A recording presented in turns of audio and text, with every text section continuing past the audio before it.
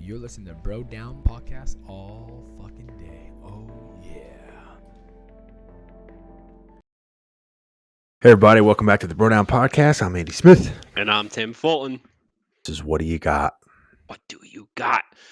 Andy, it's your turn for what do you got? So what do you got for us today, bud? I have Tiger King. Okay. Have you watched this? I have not. Okay, fantastic. I've heard about it, and I know a little bit about it, and I know that everyone says, fuck this Carol woman, but other than that... Okay, I'm going to just say right now, spoiler alert. Spoiler alert. Oh yeah, spoilers, everybody. Okay, so can I give you some spoiler alerts in this? Yeah, I'm probably never going to watch it. Okay, I thought the same thing. And I this is one of the ones I wish you were actually sitting across from me right now, and not just in essence. You've been wearing the same shirt for the last 15 podcasts, sir. All right, but so have I apparently because I keep picking the same one to wear. Yeah, but at least you're washing yours. Yeah, that's true. You dirty fuck. Okay, so Tiger King. Tell me what you know about the Tiger King. Because when I first started hearing about it, it was basically like, oh, this crazy guy, and it's about they own tigers, and you know he's like this insane, like redneck, flamboyantly gay, and it's just a crazy show, man. You got to watch it. And I'm like, okay, like people are bored. It's the coronavirus lockdown. They're making a big deal out of something that is not a big deal, right? Because just like when people say like, oh, I love the, Keeping Up with the Kardashians show because it's so good. Okay. So I never thought I was going to watch it because it just didn't seem, I don't really watch those kind of documentaries. Yeah. And then I forget what I saw. Somebody told me to watch it. Somebody whose like opinion I kind of hold a little higher. Yeah. So I was like, all right, let me check it out. So I turned it on. I started watching the first episode. The entire series, and I'm going to say this, it's one of the best entertainment reality, probably the best reality show entertainment thing I've ever seen in my life for every reason. For every reason. That's absurd. For the good, funny, horrible, sad, depressing, hilarious, just literally jaw-dropping. There was an episode, and I'm not fucking joking, dude. Like, you know how I get critical with like TV stuff because I'm like kind of like a movie buff? Yeah. There was an episode where I literally had my mouth open for like 20 minutes of it. But before I realized it, I was sitting there with my palms up with the like, what the fuck? Like look on my face, but my jaw was literally open and my eyes were wide. Like I just saw a ghost because of the shit that was going on in this show. Okay. So I'll break it down for you. There's this guy he's named himself Joe Exotic, right? Okay. So Joe Exotic owns a tiger, like a tiger ranch or whatever. It's got all these big cats at it.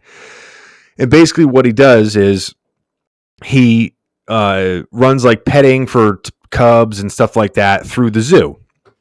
It's like a private zoo. So he makes his money from people coming there and petting baby tigers and baby lions, and they go around. He's got a gift shop and all this stuff. And he wears like blue jeans. He's got a mullet that's dyed like bright blonde, like bleach blonde. Yeah. And he always has the most ridiculous shiny pink or tiger print with like, it looks like he's a mermaid. Like he like skinned a mermaid and made shirts out of mermaid scales. He always looks like that. And he always carries a gun on his hip, like a Western gun, like a 6-shooter. Yeah. So it starts out like exactly how you think it would start out, right? It's like interviewing these guys and they're kind of likable. Like they're trying to make them into this like, oh, like it is what it is. Like you're not shocked at all within the first couple minutes of the show because it's really not like throwing anything at you that you wouldn't expect from the trailer. But then it starts throwing all these facts at you. But the one of the best, worst, saddest things is like every character in this, it's almost like its own universe, right? Like it's the Marvel universe of white trash. And every single one of them has a Marvel X-Men superpower of white trashness. And like an extremely exaggerated white trash personality personified. yes, in like a each caricature of these like white trashy things that, but the thing is that so many of them are so likable. Like they're likable people. So it starts getting into it. And my favorite guy, he's not like one of the main dudes, but he's in it. It's this dude, they're interviewing him. They're like, how did you come to work here? And he's like, shit, I'm embarrassed to say this, but I found this shit on Craigslist, man. He's like, I thought, hey, I never pet a tiger, so fuck it. I'll try that. Like that's how he started there. So it goes on, and basically like you're meeting these people and it's all fun, and he's doing like these weird things. Like the guy's total sociopath. Like he's completely absorbed with himself. He wants to be famous. He wants to be like the center of attention at all times. And he believes that people are coming to the zoo to like be friends with him or like to see him just as much as they are to see the tigers. So then in like the first episode or the second episode, one of the zookeepers gets attacked by a lion or a tiger, and she gets her arm literally ripped off through the cage by one of these things, right? So they're trying to save her life. Basically, they're like, using their belt to like, put a tourniquet on the arm, and he stands up and they like, she's not even in the fucking in the rig yet, right? In the ambulance, and he's like, I'm never gonna financially recover from this shit, man. Like immediately going to like my shit. So yeah. But the thing is that this she's probably like the coolest person, I would say. She went back to work 5 days later. What? And they told her, they're like, listen, you can get surgery, we can save your arm, but we're going to have to do like a couple surgeries over the next 2 years. She goes, fuck it, take the arm off. And they're like, no, we don't have to, like we can save it. She's like, nah, fuck that, take my arm. So they fucking cut her arm off. And 5 days after she had her arm cut off, she went back to work. Why? All right. So, and then dude, they go to this other dude, and it's not just this guy, Joe Exotic. There's like 3 or 4 people that they follow that own big cat reserves, right? Yeah. So when they first they did it so well because they introduce these people and they make them look like, hey, like this guy owns a big cat thing, and obviously he's like, hey, I'm a wacky guy and I'm just a little crazy. But then like as the show progresses, you're like, oh, you guys are like really dark, like really fucked up, right? So they go to this one guy who's not in the show a ton, but he owns like big cats and stuff. And they're like, yeah, he's like, yeah, I got in trouble for, not for having wild cats at my place, but they got me in for drug dealing because I was selling drugs to feed my cats because it's expensive. And they're like, so what did you go to jail for or prison for? Because you served like 8 or 10 years. And they're like, well, he's like, like I'm not a bad guy, whatever. He's like, but the one time there was a DEA agent that they found out was a DEA agent, and they cut him up with a chainsaw, and I just happened to be in the room. And you're like, what? Like he was literally part of a drug deal where they found one of the guys in the room was a DEA agent, and they cut him up with a fucking chainsaw, and he just sat there through it, which I guess everyone's just going to sit there through it because you don't want to be cut up with a chainsaw either. No, you're not making waves during that. But this dude's just like, yeah, so I guess that makes me a bad guy. Like literally they think that part of the movie Scarface is like based on this dude's life, or like that was mentioned. So then you get introduced to this lady, Carol Baskin. And Carol Baskin, I think her name is said in the documentary more than everyone else because Joe Exotic literally says her name like, fuck Carol Baskin, that fucking bitch. Like, can't stop talking about her. And the reason why is because Carol Baskin also owns a tiger place, but she's a quote unquote animal rights activist, and she's trying to get big cat places shut down.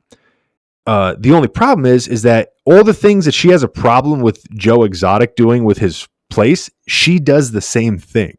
I was about to say, if she wants to shut down big cat places, why does she have a big cat place? She gets like Joe Exotic makes his money from selling baby tigers and having like petting zoos and people come and see baby tigers and lions.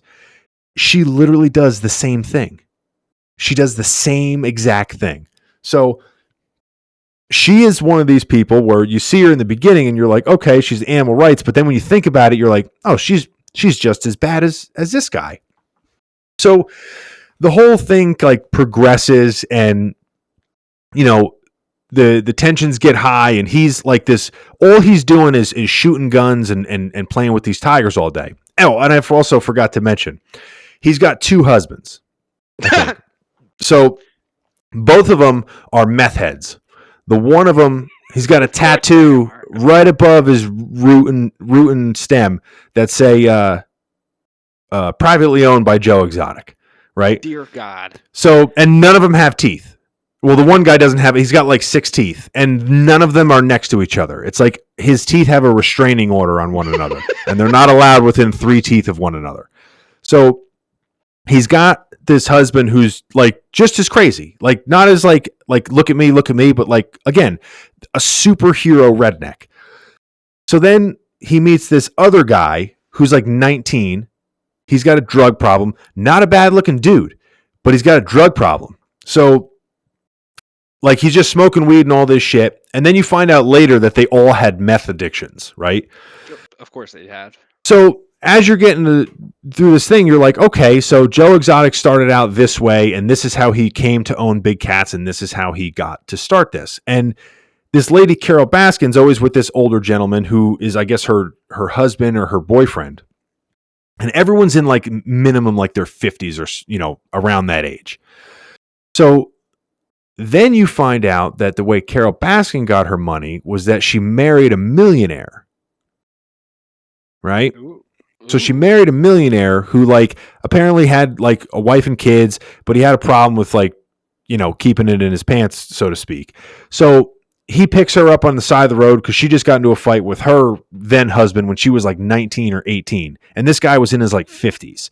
So he picks her up. They start dating or whatever. And then he had like a big tiger farm and like all these big cats and all this stuff. So then a couple years later, all of his friends are like, yeah, this guy, which I forget his name, whoever Carol Baskin's first husband was, started coming up to him and like, hey, it's getting real bad.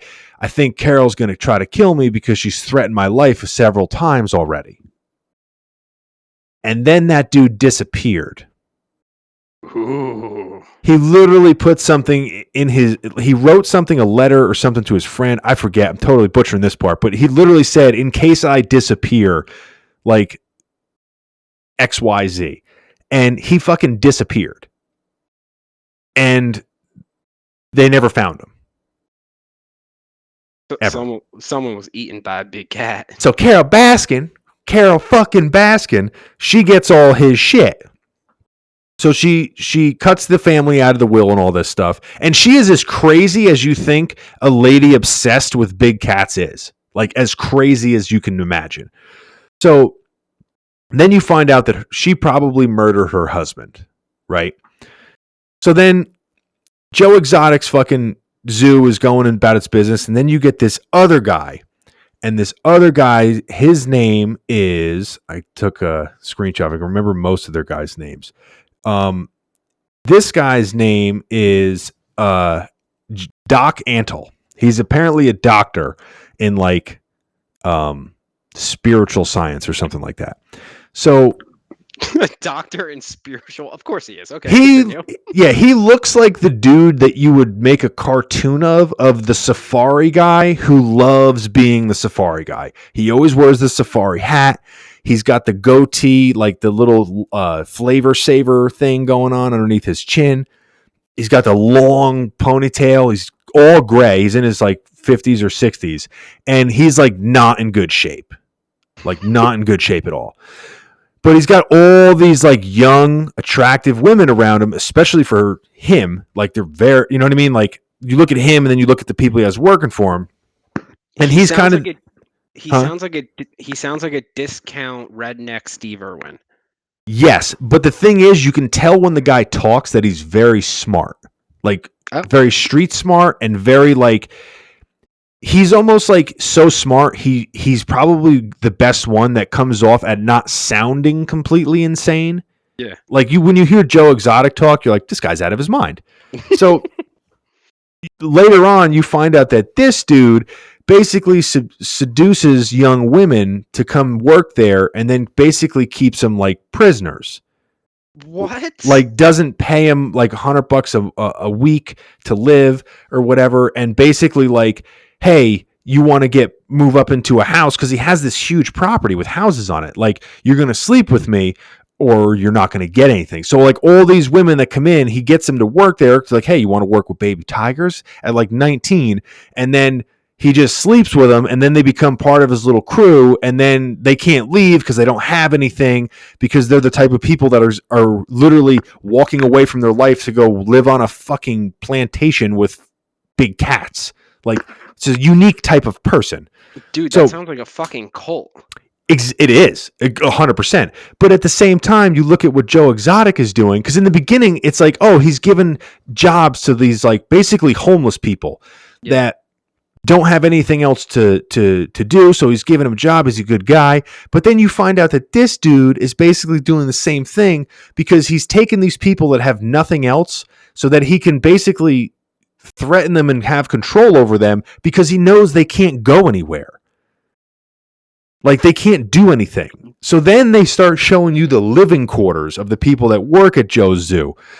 And it's like these trailers that have cockroaches in them and like all this shit. And he only pays them like $102 a week. And then, so they're literally showing them like getting all these things from Walmart. I guess because like Walmart has a policy where like if you buy food and then return it, you're not allowed to reshelve it. You have to throw it out for safety concerns. So they get these truckloads from Walmart that they feed to the tigers of all meat and all this stuff. And all these guys do is that's the best day of the week because they go through all the expired and rotting meat and just pick out what they think is good to eat. Oh, that's how bad it is. So like the one dude like picked up this thing of like tater tots or chicken nuggets and was like, oh my God, it's still cold. I'm taking this. It's just like meat that has been sitting in a truck for a long time. Yeah. This is all sorts of fucked up. It's all sorts of fucked up. So then the battle between Carole Baskin and Joe Exotic gets worse. And, you know, people start going back and forth and they got legal issues and he's starting websites and all this shit. And he takes like a mannequin of her and he's blowing it up in his backyard. And then Joe's 19-year-old husband is starting to have like a bad meth addiction and he's saying that he's a prisoner there and he starts like kind of divulging some of the stuff that he probably shouldn't have been, that Joe didn't want him to divulge to like the production crew and all this shit. So then Joe decides he's going to run for president in 2016. So he literally hires a campaign manager.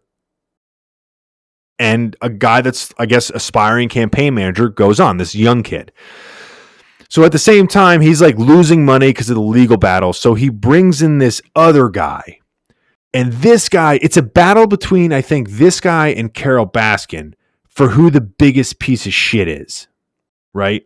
It's this dude, his name is Jeff Lowe. Right?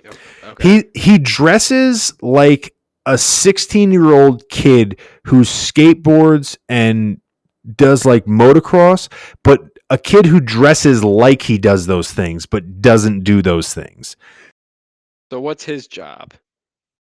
But he's in his 50s. So he comes in as like the financial backer because he also is involved with big cats, but he wants to get like more, I guess, better with it. So he comes in like, hey, listen, I'll pay for all this stuff, blah, blah, blah. He brings Joe Exotic out to Vegas, shows him his mansion, all this shit.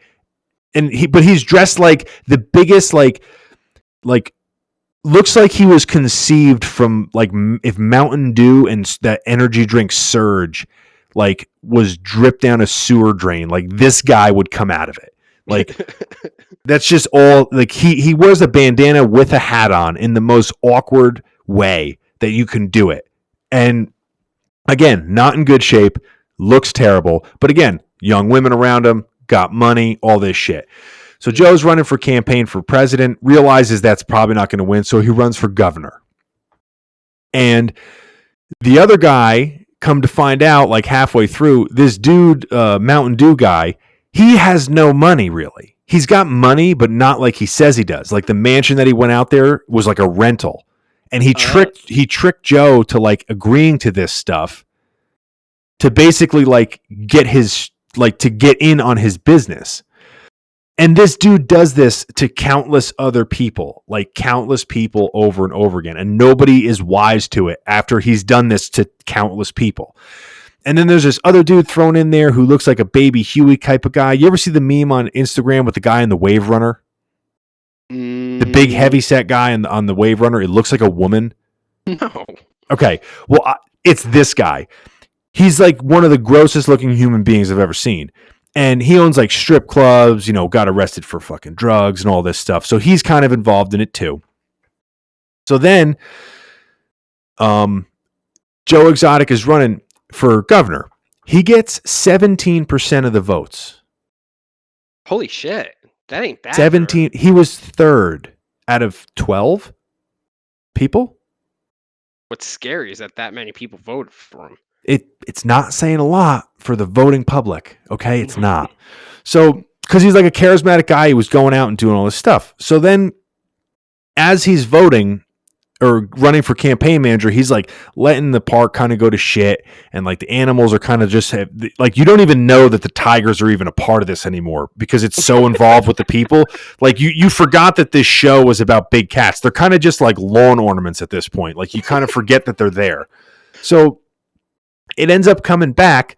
And this guy, the guy that he was dating, the 18-year-old or 19-year-old kid, he's probably, I don't know how old he is now, but he's talking to the campaign manager and he was like slowly kind of losing his mind there. So the campaign manager, like this young, like dude who's kind of like looks like kind of like introverted type of talker, like real like soft spoken. Yeah. And he's like, you know, he always used to do stuff like point guns at you and be like, oh no, it's not loaded, man. But like jokingly, like do that kind of joking. Yeah. So then they show the footage because everything was recorded. Everything was recorded. So he comes in and they show the campaign manager sitting in his office and he's like, you see him talking and he's like, yeah, he came in and he was pointing the gun at me and this and that and blah, blah, blah. And then all of a sudden, you just see like this fucking flash off camera and then the campaign manager like puts his hands over his face. The fucking kid shot himself in the head in front of the guy. What? And killed himself. What? Yes. Killed him while they were recording? While they were recording. Like it was a security camera and you see the guy talking and all of a sudden you see this flash and the guy's like, what the fuck? He goes, I half thought he was joking because he did that so many times. And no, he killed himself. And I picked that up at like the second or third episode because everyone else was getting interviewed. You could see that it was being interviewed at like this time. Yeah. But the other one, like this one was like, that kid had no interviews. And I'm like, oh, that kid killed himself. Oh, fuck. Like I guarantee that kid killed himself because he doesn't have any interviews that they're showing. And sure as shit, he fucking killed himself. So there's also a dude that works there that has no legs. And he's also one of the more normal guys that works there. But he didn't lose his legs from the tigers. So that happens. And then, also, Joe Exotic also has music videos where he lip sings to other people making music, and it's not that bad. Like the songs aren't that bad, but he tells everyone that it's him singing, basically. But they're like music videos, like legit music videos. So he's on his campaign. He's trying to fucking go at it with this Carol Baskin. His husband kills himself. At his fucking funeral, he's sitting there. The kid's mother is in the front row, who also looks like she might dabble in some drugs. But he's sitting there and he starts telling story about like, yeah, you know, every time I'd feel down, you know, I'd be sitting there in the room at the computer and, you know, anytime I'd feel sad or or lonely or something like that, he would just come up behind me and just, put those big, beautiful balls right in my face. And he just love them. And you're like, what? And he's not being metaphor. Like, he literally means he would shove his balls in my face. And his mother, who just lost her son, is sitting 10 feet away. And he starts to talking about how they used to bang each other. And this is his funeral. What is wrong with these people? So then he sings I'm getting upset just by you telling me these things. Dude, so then he fucking sings a song at his funeral. And a whole production. So right after that, he then goes and meets another kid and ends up getting married to that kid, who's another 18-year-old or 19-year-old kid. And all this shit. So then all these business deals that he had with Mountain Dew guy start going to shit, right? The guy got no money, all this stuff. So stuff starts going downhill real quick. So then Carol Baskin's still on her thing. She definitely murdered her husband, all this shit. So then what ends up happening is the guy Rob Lowe or Jeff Lowe gets in trouble for something, for either having big cats where he shouldn't or something like that. The strip club guy gets in trouble for something else. But basically everyone's getting in trouble for shit that's kind of related but not really related to Joe Exotic, right? Yeah. And in the meantime, allegedly, Joe Exotic hired one of the guys who Jeff Lowe brought in, who looks like he crawled out of a Louisiana swamp. Teardrop tattoo, totally, you can tell the guy's been through it. Yeah. He basically allegedly hires this guy to kill Carol Baskinger. So this explain. I was wondering because I know the Tiger King is in jail. Yeah, I saw the whole thing. People want him to be pardoned. Yeah, so I was wondering where that came into play. So he basically hired this guy to do it. And they've talked about it over text message and everything like that. So then this guy goes to do it. He finds her at a gas station or something and chickens out. Ends up basically saying yeah, I woke up days later because I went back to using and I basically just pussied out and didn't do it. So he ends up burning all the footage from all this shit. There was an arsenic thing that happened at the Tiger Zoo that burned down the alligator pit, and he accused Carol of it because of the footage that he had in there and all this shit. And then he fucking burns all the footage that he had because he didn't want, I guess, be incriminated or something. And he basically beats feet and skips town. So ends up Mountain Dew guy, strip club guy, Louisiana swamp guy, and all these people testify that he hired to hit this guy to kill Carol Baskinger or Baskin. And how it's presented in there, I'm probably with the rest of 95% of the people, they basically testified against him to get a lower sentence or to get off on the shit that they were already in trouble for. Yeah. So it shows Mountain Dew guy basically trying to convince Louisiana swamp man to be this is what happened, right? That's exactly what you did, huh? Wink, wink. So Joe Exotic ends up getting arrested. Carol Baskin still being crazy, and there's a scene which is hilarious. There's a scene where one of the tigers attacks Joe Exotic, starts biting his feet, and he has to literally pull out his gun and start shooting rounds at the ground to get the tiger to go away. But it's funny because he's such an animal lover, but as soon as the tiger bites his foot, all he keeps saying is, "I'm going to shoot you in the fucking face, you bitch," over and over again until the tiger leaves him alone. And so he thinks that somebody put cologne on his shoes to make the tiger go after him, which would make sense because it sounds stupid, but when you're, especially when you're dealing with big animals, if they're used to smelling certain people and used to smelling you, you'd think that if they smelled something different, they'd be like, "What is this? I don't like this. What do I do to things I don't like? I kill them." So everyone's calling him crazy. And Carol Baskin was like, Yeah, you don't wipe perfume on something that you want a tiger to eat. They'll just rub it. Like, she's totally crazy cat lady. She's like, you rub sardine oil on it. And it's like, oh, sounds like you may have done this before, Carol. But the craziest that's awfully specific. Yeah. So the craziest thing is that Carol Baskin runs her zoo, and it's 100% volunteer work. And she's like, all these PETA and animal rights activists are like, have her backing her up, but she literally does the same thing that Joe Exotic does. So Joe Exotic goes to jail. He would have been facing up to 75 or 86 years if all the charges happened. He got 22 years for it, right? And he basically gave his side of the story, took the stand, and like everyone advised him against it. But apparently he did like very well on the stand, I guess, which maybe got him a reduced sentence from how they kind of made it sound. Yeah. But then the other guy, the Tarzan dude, the Flavor Saver guy, he ends up getting like his place was raided because apparently he was breeding the cubs, and also they have like, I'm not talking about they have like 10 tigers at these zoos, by the way, Tim. They have hundreds. Oh no, I heard it was absolutely like ridiculous. Hundreds. Like, obscene. Yeah, so he would have these petting things all year round with like these baby cubs. And it costs, I think they said like between $3 and $7 grand or $10 grand a year to feed one tiger. So he's looking at like $3 million in just food costs, right? Yeah. So and this will be the end real soon here. So he's basically gonna be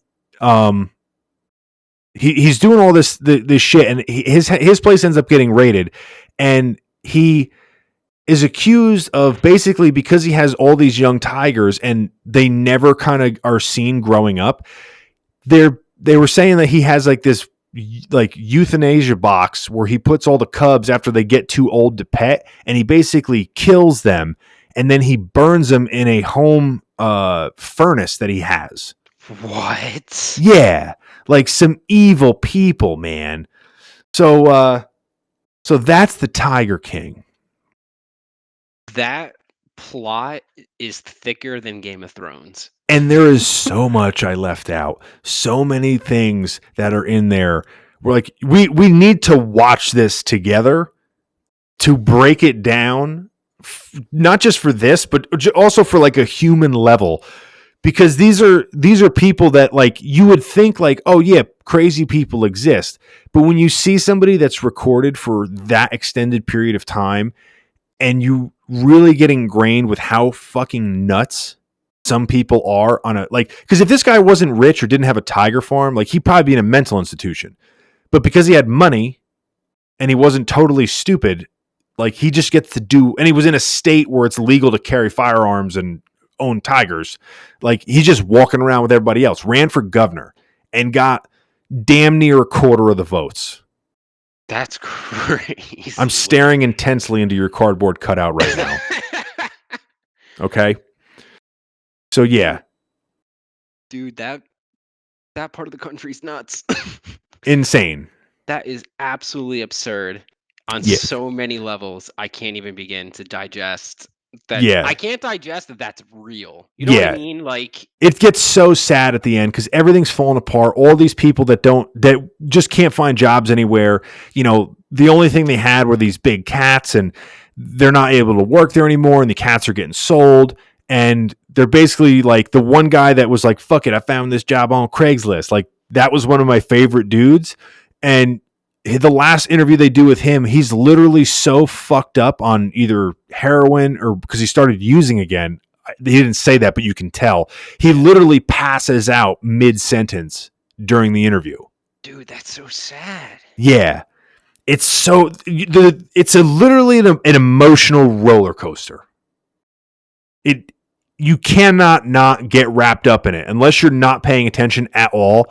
It's like I said, it's probably the best thing I've ever seen on reality TV show for all the right, wrong, and indifferent reasons.